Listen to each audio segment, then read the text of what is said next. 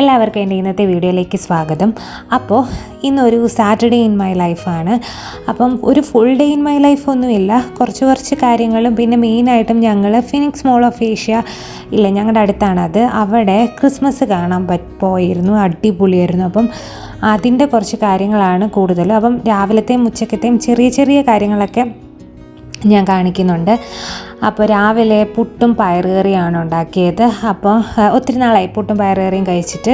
അപ്പം വിചാരിച്ചു, പയർ കുറച്ച് വെള്ളത്തിലിട്ടിട്ടുണ്ടായിരുന്നു, അപ്പോൾ അത് ഞാൻ വേവിക്കാൻ വെച്ചു. പയർ വേവിക്കാൻ വെച്ച് വെള്ളത്തിലിട്ട് നമുക്ക് വേവിച്ചെടുക്കുന്നതാണ് എനിക്ക് കൂടുതലും ഇഷ്ടം. കാരണം പെട്ടെന്ന് വെന്ത് കിട്ടും, പാകത്തിന് ഓവറായിട്ട് വേഗത്തുമില്ല, പാകത്തിന് വെന്ത് കിട്ടുകയും ചെയ്യും. അപ്പം ഞാനൊരു മുട്ട പുഴുങ്ങാൻ വേണ്ടിയിട്ട് വെച്ചിട്ടുണ്ട്. പിന്നെ ശ്രീഹരി എനിക്ക് തേങ്ങയൊക്കെ തിരുമ്മി തരുന്ന ആ സമയം കൊണ്ട് ഞാൻ ഉച്ചക്കത്തേക്ക് ചീര തോരനുണ്ട്. അപ്പം അതിന് വേണ്ടിയിട്ട് ചീര അങ്ങ് വൃത്തിയാക്കി വെക്കാമെന്ന് വിചാരിച്ചു. അപ്പം ഭയങ്കര പണി കുറവായിരിക്കും. അപ്പം അത് ഞാൻ വൃത്തിയാക്കാൻ പോയി. ആ സമയമൊക്കെ ആയപ്പോഴത്തേനും നമ്മുടെ പയറും വെന്ത് വന്നു. പുട്ട് ഞാൻ വിലയ്ക്ക് മേടിക്കുന്ന പുട്ടുപൊടിയായതുകൊണ്ട് ഡബിൾ ഹോഴ്സിൻ്റെ പുട്ടുപൊടി. അപ്പം പ്രത്യേകിച്ച് അങ്ങനെ നനയ്ക്കാനൊന്നുമില്ല. ഒരു ഗ്ലാസ് പൊടിക്ക് ഒരു ഗ്ലാസ് വെള്ളം ഒഴിച്ച് ഉപ്പും ചേർത്തങ്ങ് അടച്ച് വെച്ച് കഴിഞ്ഞാൽ ഒരു 10-20 മിനിറ്റ് കഴിയുമ്പോഴത്തേനും അത് റെഡി ആയിക്കോളും. പിന്നെ അത് നന്നായിട്ട് ഇളക്കിയെടുത്താൽ മതി. പിന്നെ പയറ് കറിക്ക് വേണ്ടിയിട്ട് തേങ്ങ, വെളുത്തുള്ളി, ചെറിയുള്ളി, ജീരകം, പച്ചമുളക്, അങ്ങനെയുള്ള കാര്യങ്ങളെല്ലാം, മഞ്ഞൾപ്പൊടി, ഉപ്പ് ഇതെല്ലാം കൂടെ ചേർത്ത് നന്നായിട്ട് അരച്ചതിന് ശേഷം പയറിനകത്തേക്ക് ചേർത്ത് കൊടുക്കുക. പിന്നെ ഞാൻ കുറച്ച് ചെറുപയർ വേവിച്ചത് മാറ്റി വെച്ചിട്ടുണ്ട്. അത് ഞാൻ വേറെ തോരനൊക്കെ എടുക്കാൻ വേണ്ടിയിട്ടാണ് ഞാനങ്ങനെ മാറ്റി വെച്ചത്. എന്നിട്ട് ആ അരപ്പൊന്ന് വെന്ത് കഴിയുമ്പോഴത്തേനും പച്ച വെളിച്ചെണ്ണയും കറിവേപ്പിലയും കൂടെ ചേർത്ത് കഴിഞ്ഞാൽ നമ്മുടെ പയറ് കറി റെഡിയായി. പിന്നെ ഇപ്രാവശ്യം വിചാരിച്ചു ഞാൻ ഗീ പുട്ടുണ്ടാക്കാമെന്ന്. ഗീ പുട്ടൊന്നുമില്ല, ചുമ്മാ ഞാൻ അതിനകത്ത് 2 തുള്ളി ഇങ്ങനെ നെയ്യ് ഇറ്റിച്ചിട്ട് ആവി കയറ്റി. അപ്പോൾ ഒരു പ്രത്യേക മണവും ഒരു ഫ്ലേവറും ഒക്കെ വരും. അപ്പോൾ ഞാൻ വിചാരിച്ചു അങ്ങനെ എടുക്കാമെന്ന്. അങ്ങനെ ഞാൻ പുട്ടും റെഡിയാക്കി എടുത്തു. അപ്പം ഇതായിരുന്നു ശനിയാഴ്ചത്തെ ബ്രേക്ക്ഫാസ്റ്റ്. പുട്ടും പയറ് കറി, ഒരു പപ്പടം കൂടെ ഉണ്ടായിരുന്നെങ്കിൽ പൊളിച്ചേനെ. ഹായ്, അപ്പോൾ ഇന്നൊരു സാറ്റർഡേ വ്ലോഗാണ്. അപ്പോൾ ഞാൻ രാവിലത്തെ ബ്രേക്ക്ഫാസ്റ്റൊക്കെ ഇപ്പം ഞാൻ പുട്ടും പയറും ആയിരുന്നു, അതൊക്കെ കഴിച്ചു. ഇനി നമ്മൾ ഉച്ചക്കത്തേക്ക് ലഞ്ച് ഉണ്ടാക്കാൻ പോവാണ്. ലഞ്ചിന് ഈ പറഞ്ഞ ഈ വീക്കെൻഡ് വെജിറ്റേറിയൻ ആണ്. ഇപ്പോൾ കുറച്ച് ദിവസമായിട്ട് മീനൊക്കെ അടുപ്പിച്ച് കഴിക്കുന്നുണ്ട്. അപ്പം ഞാൻ വിചാരിച്ചു അങ്ങനെ ഒരു ബ്രേക്ക് എടുത്തിട്ട് കുറച്ച് ദിവസമായി, നോൺ വെജിൽ നിന്നൊരു ബ്രേക്ക് എടുത്തിട്ട് കുറച്ച് ദിവസമായി. അപ്പോൾ അങ്ങനെ ഒന്ന് എടുക്കാമെന്ന് വിചാരിച്ചു. 2-3 ദിവസം വെജിറ്റേറിയൻ ആയിട്ട്. ഇന്നലെയും വെജിറ്റേറിയൻ ആയിരുന്നു, മിനിഞ്ഞാന്ന് വരെ മീനുണ്ടായിരുന്നു. ഇന്നലെ തൊട്ട് ഞാൻ വിചാരിച്ചു 2-3 ദിവസം അങ്ങനെ വെജായിട്ടിരിക്കാമെന്ന്. അങ്ങനെ ഇന്ന് മുട്ട കഴിക്കും കേട്ടോ. മുട്ട കഴിച്ച് ബാക്കി മീനും ഇറച്ചിയൊന്നും ഈ കുറച്ച് ദിവസം, ഇനി ഒരു 2-3 ദിവസം കഴിഞ്ഞിട്ട് വാങ്ങിക്കുന്നുള്ളൂ എന്ന് വിചാരിച്ചു. അപ്പം ഇന്ന് വെജിറ്റേറിയൻ ഫുഡാണ്. ചീരയുണ്ട്, ചീര തോരൻ വയ്ക്കുന്നുണ്ട്. പിന്നെന്താണ് ഒഴിക്കാനായിട്ട് ചേനയുണ്ട്. ഞാൻ ചെറുപയർ കുറച്ച് വേവിച്ചത് കുറച്ചുകൂടി ഇരിപ്പില്ല, അപ്പോൾ അതുകൊണ്ട് ഒരു എരിശ്ശേരി പോലെ വെക്കാമെന്ന് വിചാരിച്ചു.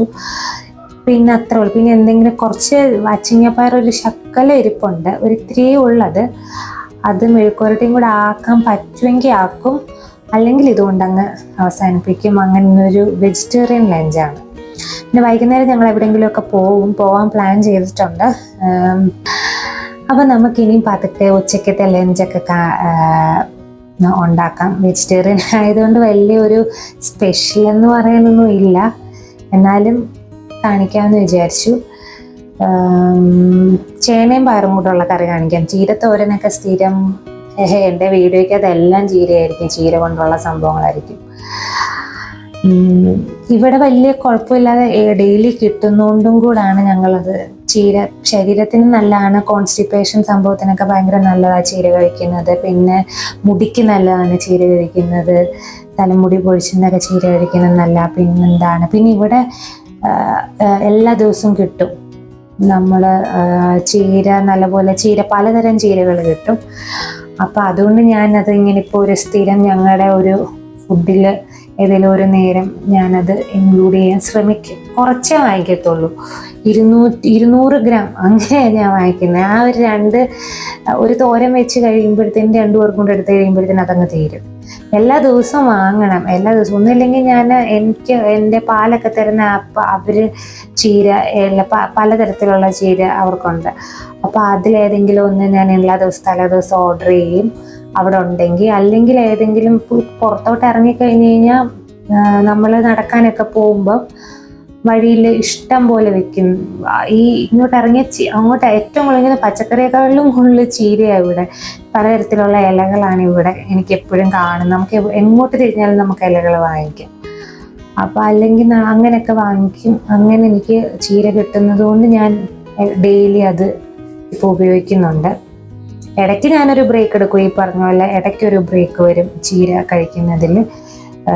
ഇങ്ങനെ ബ്രേക്ക് എടുത്തിട്ട് വീണ്ടും ഒരാഴ്ച ചിലപ്പോൾ ഞാൻ വാങ്ങിക്കത്തില്ല. കാരണം സ്ഥിരം എല്ലാ കാര്യവും നമ്മൾ കണ്ടിന്യൂസ് ആയിട്ട് ഇങ്ങനെ ഒരു കാര്യം ഇങ്ങനെ ചെയ്തുകൊണ്ടിരുന്നു. ഇപ്പം ഫുഡ് ഡയറ്റ് ആണേലും എന്താണേലും എന്ത് കാര്യം നമ്മൾ കുറേ നാൾ കണ്ടിന്യൂസ് ചെയ്ത് കഴിഞ്ഞാൽ അതിനൊരു ബ്രേക്ക് എടുക്കണം. ബ്രേക്ക് എടുത്താലേ പിന്നെ അതൊരു എഫക്റ്റീവായിട്ട് മാറത്തുള്ളൂ എന്നാണ് എൻ്റെ ഒരു വിശ്വാസം, എൻ്റെ ഒരു ഇത്. അപ്പം ഞാൻ അങ്ങനെ കുറേ ഇപ്പം എന്തെങ്കിലും ഒരു കാര്യം, ഇപ്പോൾ കഴിപ്പ് കാര്യം തന്നെ കുറേ നാൾ കണ്ടിന്യൂസ് ഒരു കാര്യം, ഇപ്പോൾ ചീര തന്നെ ഞാൻ കണ്ടിന്യൂസ് ആയിട്ട് കഴിച്ചു കഴിഞ്ഞാൽ പിന്നെ ഞാൻ ഇടയ്ക്ക് ഒരു ബ്രേക്ക് എടുത്ത് കുറച്ച് നാളത്തേക്ക് ഞാൻ ചീര ഒരാഴ്ചയ്ക്ക് ഒരു ബ്രേക്ക് എടുക്കും, പിന്നെ വീണ്ടും വാങ്ങിക്കും. അങ്ങനെയൊക്കെയാണ്.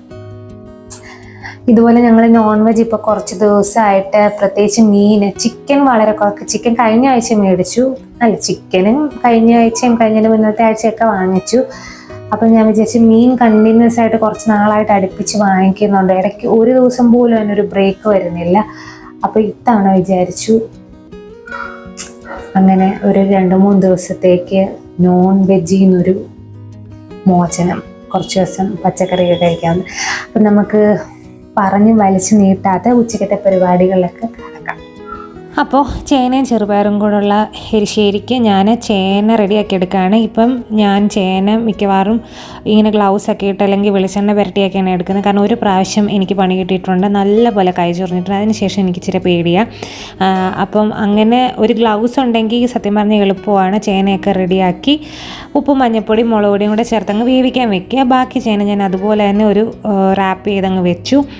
പിന്നെ തോരന് വേണ്ടിയിട്ടും അത് ഞാൻ പ്രത്യേകിച്ച് പറയുന്നൊന്നുമില്ല. തോരൻ ജസ്റ്റ് ചീരത്തോരനും കടുവറുക്കാൻ വെച്ചു. പിന്നെ എരിശ്ശേരിക്ക് വേണ്ടിയിട്ട് തേങ്ങ, ചെറിയുള്ളി, വെളുത്തുള്ളി, മഞ്ഞൾപ്പൊടി, മുളക് പൊടി ഇതെല്ലാം കൂടെ ചേർത്ത് നന്നായിട്ട്, ജീരകവും കൂടെ ചേർത്ത് നന്നായിട്ട് അരച്ചതിന് ശേഷം ഇതിലേക്ക് ചേർത്ത് കൊടുക്കണം. അപ്പം ഞാൻ വേവിച്ച കുറച്ച് ചെറുപയർ ഇരിപ്പുണ്ടല്ലോ, അതും കൂടെ ചേന വെന്ത് കഴിയുമ്പോൾ അതിനകത്തേക്ക് ചേർത്ത് ഒന്ന് തിളപ്പിച്ചു. എന്നിട്ട് ഈ അരപ്പും കൂടെ ചേർത്ത് ആ അരപ്പൊന്ന് ആവി കയറ്റി ഒന്ന് വെന്തതിന് ശേഷം ഇതുപോലെ വെളിച്ചെണ്ണയും കറിവേപ്പിലയും കൂടെ ചേർത്ത് കഴിഞ്ഞാൽ നമ്മുടെ ഒരു എളുപ്പത്തിലുള്ള ഒരു എരിശ്ശേരി ഇവിടെ റെഡിയായി. പിന്നെ ഇടിഞ്ചക്ക തോരൻ ഇരിപ്പുണ്ട്. അപ്പം പിന്നെ വേറൊന്നും വെച്ചില്ല. പിന്നെ ഞാനുണ്ടല്ലോ വേറൊന്നും വെച്ചില്ല, എരിശ്ശേരിയും ചീരത്തോരനും മാത്രം വെച്ച് അവസാനിപ്പിച്ചു.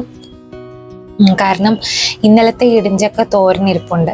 അപ്പോൾ പിന്നെ എല്ലാം ഞാൻ ഇപ്പോൾ ചൂടാക്കി വെച്ചു. അപ്പം വേറൊന്നും ഞാൻ വെച്ചില്ല. പിന്നെ കുറച്ച് കടുമാങ്ങ ഇരിപ്പുണ്ട്, അത് മിക്കവാറും ശ്രീഹരി കൂട്ടത്തില്ല, ഞാനേ കൂട്ടത്തുള്ളൂ. ഞാൻ ഈയിടെ അത് കടുമാങ്ങ ഇട്ടിട്ടുണ്ടായിരുന്നു. അത് ഒത്തിരി ദിവസമൊന്നും ഇരിക്കത്തൊന്നുമില്ല, ഫ്രിഡ്ജിനകത്ത് വെക്കണം. അതൊരു ഇൻസ്റ്റൻറ്റ് പെട്ടെന്ന് ഉണ്ടാക്കാൻ പറ്റുന്ന ഒരു അച്ചാറായിരുന്നു. അപ്പോൾ അത് കുറച്ചുകൂടി ഇരിപ്പുണ്ട്, അപ്പോൾ അത് ഞാൻ എടുക്കും. പിന്നെന്താണ്, അത്രേ ഉള്ളൂ. അപ്പോൾ ഇന്നത്തെ ഒരു ലഞ്ച് നല്ല സൂപ്പർ ലഞ്ചായിരുന്നു. ഒരു പപ്പടം കൂടെ ഉണ്ടായിരുന്നെങ്കിൽ അടിപൊളിയായേനെ. അപ്പം പിന്നെന്താണ്, ഇപ്പം നല്ല വെളിച്ചമുണ്ട് കണ്ടോ.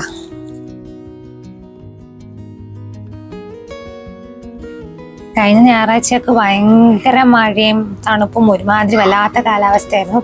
ഇപ്പം തണുപ്പുണ്ട്, ഈ വെളിച്ചമുണ്ടെങ്കിലും നല്ല സുഖമാണ്. നല്ല ഈ ഒരു കാലാവസ്ഥ നല്ലതാണ്. വെട്ടവും വെളിച്ചമുണ്ട് താനും, എന്നാൽ ചൂടും ഇല്ല. അങ്ങനത്തെ ഒരു വിൻ്ററിൻ്റെ ആ ഒരു തണുപ്പും എല്ലാമുള്ള നല്ല ക്ലൈമറ്റാണ് ഇപ്പം. കഴിഞ്ഞ ഒരു ബുധനാഴ്ചയൊക്കെ തൊട്ട് നല്ല ക്ലൈമറ്റാണ്. കഴിഞ്ഞ ആഴ്ച ശരിക്കും വെറുത്തുപോയി മനുഷ്യൻ. ഞായറാഴ്ച ഞങ്ങളവിടെ പോയിട്ട് മഴയായി അങ്ങ് ആകെപ്പാടെ ബുദ്ധിമുട്ടായിരുന്നു. അപ്പം അത്രേ ഉള്ളൂ. അപ്പം നമുക്ക് അപ്പം കാണാം. അപ്പോൾ ഞങ്ങൾ വൈകുന്നേരമായി, ഇപ്പോൾ ഒരു 5 മണി 5:30 സമയമൊക്കെ ആയിട്ടുണ്ട്. കാരണം ഞാൻ പിന്നെ അത് കഴിഞ്ഞൊന്നും പ്രത്യേകിച്ചൊന്നും അങ്ങനെയൊന്നും ഇല്ലായിരുന്നു, ഞാൻ എടുത്തില്ല.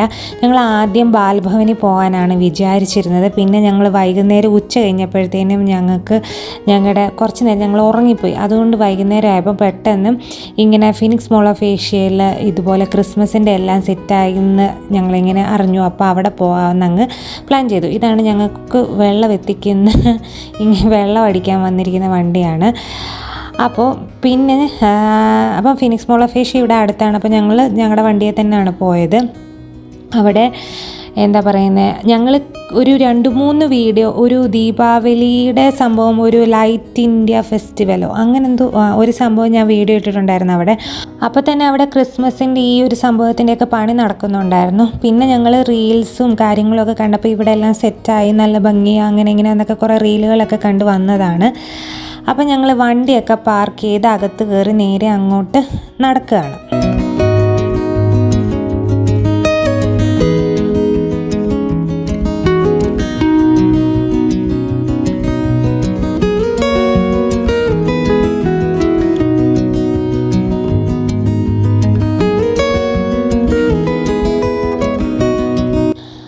ആക്ച്വലി ഞങ്ങൾ എക്സ്പെക്റ്റ് ചെയ്തതിലും ഭയങ്കര ഭംഗിയായിരുന്നു.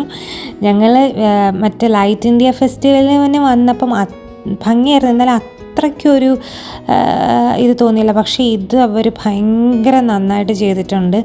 എന്ന് വെച്ച് കഴിഞ്ഞാൽ നമുക്ക് അതിനകത്തേക്ക് കയറി കഴിഞ്ഞാൽ ഭയങ്കര ഒരു ക്രിസ്മസ് വൈബും, പിന്നെ ഇങ്ങനെ ക്രിസ്മസ് നമ്മളിങ്ങനെ പുറത്ത് ഇത് വീഡിയോസിലൊക്കെ കണ്ടിട്ടില്ല, ഇങ്ങനെ ക്രിസ്മസ് മാർക്കറ്റുകൾ അങ്ങനെയുള്ള കാര്യങ്ങളൊക്കെ ഫുൾ ആ ഒരു വൈബായിരുന്നു, നല്ല രസമായിരുന്നു. അപ്പോൾ അവിടെ കുറേ നേരം നമ്മൾ സമയം പോകുന്നത്, ചുമ്മാ നിൽക്കുകയാണെങ്കിലും സമയം പോകുന്നതേ അറിയത്തില്ലായിരുന്നു. നല്ല പ്രത്യേക ഒരു ഫീലായിരുന്നു, ഒരു ക്രിസ്മസിൻ്റെ ആ ഒരു ഫീലില്ലേ.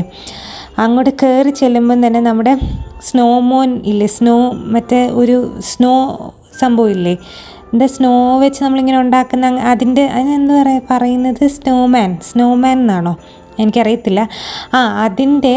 അതിനെ ഇങ്ങനെ സാന്റയുടെ വേഷത്തിലാക്കി. അപ്പം ഞാൻ ആദ്യം വിചാരിച്ചത് ഇത് ചുമ്മാ പ്രതിമയാണെന്ന്. പ്രതിമ ഇങ്ങനെ ഇരുന്നിങ്ങനെ ആടുന്ന വല്ല പ്രതിമയാണ്, അതിനകത്ത് ആളുണ്ടെന്നാണ് പിന്നെ എനിക്ക് തോന്നിയത്. അതിനകത്ത് ആൾ വേഷം കെട്ടി ഇങ്ങനെ നിന്ന് ആടുന്നതാണെന്നാണ് പിന്നെ കുറച്ച് നേരം നിന്നപ്പോൾ എനിക്ക് മനസ്സിലായില്ല. അത് ഇതിനകത്ത് മനുഷ്യനുണ്ടെന്നാണ് എനിക്ക് തോന്നുന്നത്. കാരണം ആ ഒരു രീതിയിൽ അത് കുറച്ച് കഴിയുമ്പോൾ നമുക്ക് തോന്നും മനുഷ്യൻ ബിഹേവ് ചെയ്യുന്ന പോലെ അത് ചെയ്യുന്നുണ്ട്. അപ്പോൾ അത് പിള്ളേർക്കൊക്കെ ഭയങ്കര അട്രാക്ഷനായിരുന്നു. അപ്പം ഞാൻ ആദ്യം വിചാരിച്ചുകൊണ്ടിരുന്നത് ഇത് വെറുതെ ഒരു പാവ പോലെയാണ്, പക്ഷേ അതിനകത്ത് ആളുണ്ട്. പിന്നെ അത് കഴിഞ്ഞ് ക്രിസ്മസ് പാട്ടുകളൊക്കെ പാടാൻ അവിടെ പ്രത്യേകം ഒരു പിള്ളേരല്ല, പുറത്തുനിന്ന് വന്നവരാന്ന് തോന്നുന്നു, എനിക്കറിയത്തില്ല. അപ്പം അവർ പാടിക്കൊണ്ട് നിൽപ്പുണ്ടായിരുന്നു. ലാസ്റ്റ് ഇയറിലെ ക്രിസ്മസ് ട്രീക്ക് എന്തോ വലിയ സ്പെഷ്യാലിറ്റിയൊക്കെ ഞാൻ കേട്ടിരുന്നു. പക്ഷേ ഞങ്ങൾക്ക് കഴിഞ്ഞ വർഷം ക്രിസ്മസ് ഇവിടെ വരാൻ പറ്റിയില്ല, ക്രിസ്മസിൻ്റെ ടൈമിൽ കാണാനായിട്ട്.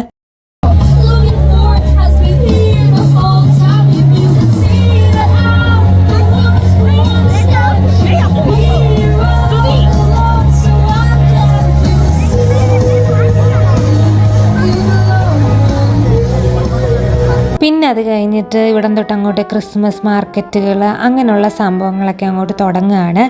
ഇഷ്ടംപോലെ ക്രിസ്മസ് മാർക്കറ്റുകൾ ഉണ്ട്. ക്രിസ്മസ് ഡെക്കോർ ഐറ്റംസ്, പിന്നെ കേക്കിൻ്റെ ഐറ്റംസ്, പിന്നെന്താണ് കപ്പ് കേക്ക്സ്, അങ്ങനെ കുറേ ക്രിസ്മസ് സംബന്ധമായ കുറേ കാര്യങ്ങളുടെ ഒരു ക്രിസ്മസ് മാർക്കറ്റാണ് അവിടെ കണ്ടത്. അതിങ്ങനെ യൂറോപ്യൻ കൺട്രീസിലൊക്കെ ക്രിസ്മസിൻ്റെ സമയത്ത് ഇങ്ങനെയാണെന്നാണ് പറയുന്നത്. ഇങ്ങനെ ക്രിസ്മസ് മാർക്കറ്റുകൾ ഈ ഒരു വൈബിൽ ഇങ്ങനെ സെറ്റപ്പ് ചെയ്താണ് അവർ അവിടെയൊക്കെ എന്ന് പറഞ്ഞ് കേട്ടിട്ടുണ്ട്. അപ്പം ആ ഒരു രീതിയിലാണ് അവർ ഇത് സെറ്റ് ചെയ്ത് വെച്ചിരിക്കുന്ന ആ ഒരു ഏരിയ മൊത്തം ഫുള്ളൊരു ക്രിസ്മസ് സംബന്ധമായ കാര്യങ്ങളും ആ ഒരു വൈബും നമുക്കൊരു ഹാപ്പി ഫീൽ തോന്നുന്ന രീതിയിലാണ്. മീൻസ് നമുക്കൊരു ഹാപ്പിനെസ് തോന്നുന്ന രീതിയിലുള്ള സംഭവങ്ങളാണ് മൊത്തം ഇത്. പിന്നെ ഇഷ്ടംപോലെ കുറേ കാര്യങ്ങൾ വാങ്ങിക്കാനും ഒക്കെ ഉണ്ട്. ഞാൻ ഒന്നും എല്ലാം ഒന്നും നോക്കിയില്ല. മെയിൻ ക്രിസ്മസ് റിലേറ്റഡ് ആയിട്ടുള്ള കാര്യങ്ങളാണ് കൂടുതലും. പിന്നെ ഇങ്ങനെ വേഷങ്ങൾ കൂടുതലും പിള്ളേർ ഇത് ചെയ്യാൻ വേണ്ടിയിട്ടുള്ള കാര്യങ്ങളൊക്കെ അവിടെ ഉണ്ടായിരുന്നു. ഇങ്ങനെ സ്നോമാൻ പോലെ പല കാര്യങ്ങൾ പിള്ളേർക്ക് കുറച്ചുകൂടെ ഭയങ്കര രസവും, അവർക്ക് അതിൻ്റെ മുന്നിൽ നിൽക്കുന്നു, ഫോട്ടോ എടുക്കുന്നു, വീഡിയോ എടുക്കുന്നു, ഡാൻസ് ചെയ്യുന്നു, അങ്ങനെയുള്ള കാര്യങ്ങളൊക്കെ ഉണ്ടായിരുന്നു. പിന്നെ ഞങ്ങൾ കുറച്ച് നേരം അവിടെ ഈ ഫോട്ടോയും വീഡിയോയും ഒക്കെ എടുത്തു. കാരണം കാണാൻ ഭയങ്കര ഭംഗിയായിരുന്നു. അത് നമുക്കിങ്ങനെ ഓരോ ഫ്രെയിമും കാണാൻ ഭംഗിയുള്ള പോലെ തോന്നി നമ്മൾ നോക്കുമ്പോഴത്തേനും. പിന്നെ ഇങ്ങനെ ഇടയ്ക്ക് അതിൻ്റെ കീഴിൽ ചെന്ന് കഴിഞ്ഞാൽ ഇങ്ങനെ സ്നോഫോൾ പോലെ ഫീൽ ചെയ്യും. അവരിങ്ങനെ മറ്റേ സ്നോഫോൾ ഇത് ചെയ്യുന്ന രീതിയിൽ അവിടെ ഇങ്ങനെ വിടുന്നുണ്ട്, സ്നോ പെയ്യുന്ന രീതിയിലുള്ള സംഭവം. അപ്പോൾ അതിൻ്റെ കീഴിൽ ആൾക്കാർ ചെന്ന് നിൽക്കുമ്പോൾ ഇങ്ങനെ സ്നോഫോൾ പോലെ അങ്ങനെ ഒരു ഫീൽ കൊടുക്കാൻ വേണ്ടി ഒരു ക്രിസ്മസ് ഒരു ഡിസംബർ ആ ഒരു ക്രിസ്മസ് ഫീൽ കൊടുക്കാൻ വേണ്ടിയിട്ടുള്ള കാര്യങ്ങൾ. പക്ഷേ അതൊരു നല്ലതായിരുന്നു, നല്ല ഒരു എക്സ്പീരിയൻസ് ആയിരുന്നു. ഇങ്ങനെ ഇത്രയും കാണാൻ ഭംഗിയായിട്ട് ഞാൻ ആദ്യമായിട്ടാണ്. ഇവിടെ പലയിടത്തും ഞങ്ങൾ പോയിട്ടുണ്ട്. ഈ ക്രിസ്മസ് ടൈമിൽ തന്നെ പല മോളുകളിലും ഇങ്ങനെയുള്ള കുറേ കാര്യങ്ങളൊക്കെ ഉണ്ട്. പക്ഷേ ഇത്രയും നല്ല ഭംഗിയായിട്ട് ഇത്രയും ഒരു രീതിയിൽ ഞാൻ ആദ്യമായിട്ട് കാണുകയാണ്. പിന്നെ ഞങ്ങൾ ഈ പറഞ്ഞ കുറേ ഫോട്ടോയും വീഡിയോയും എടുക്കുന്ന കാര്യങ്ങളാണ് കൂടുതലും. പിന്നെ അങ്ങനെ കുറേ സമയം ഞങ്ങൾ സ്പെൻഡ് ചെയ്തു, കുറേ സമയം. ഇത്ര സമയം ഞങ്ങളിങ്ങനെ ഒരിടത്തിങ്ങനെ ഇത്രയും ആൾക്കൂട്ടത്തിലൊക്കെ നിൽക്കാൻ ഞങ്ങൾക്ക് ആക്ച്വലി ഭയങ്കര മടിയുള്ളവരാണ്. ഞങ്ങൾ രണ്ടുപേരും ഇങ്ങനെ ഇത്രയും ഒരു ക്രൗഡായിട്ടുള്ള ഏരിയയിൽ. പക്ഷേ ഇവിടെ ആ ഒരു നല്ല വൈബ് ആയതുകൊണ്ട് ഞങ്ങൾക്ക് വലിയ കുഴപ്പം തോന്നിയില്ല.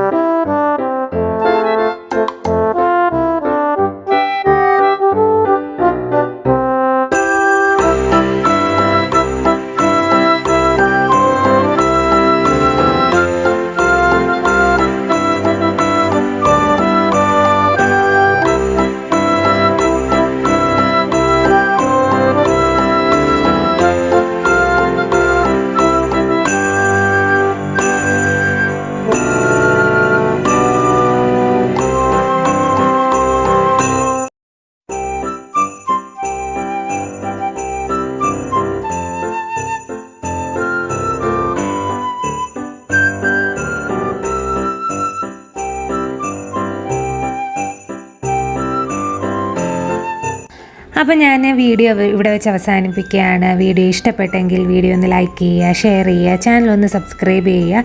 ഇനി വീണ്ടും അടുത്തൊരു വീഡിയോ ആയിട്ട് വരുന്നിടം വരെ താങ്ക് യു സോ മച്ച്.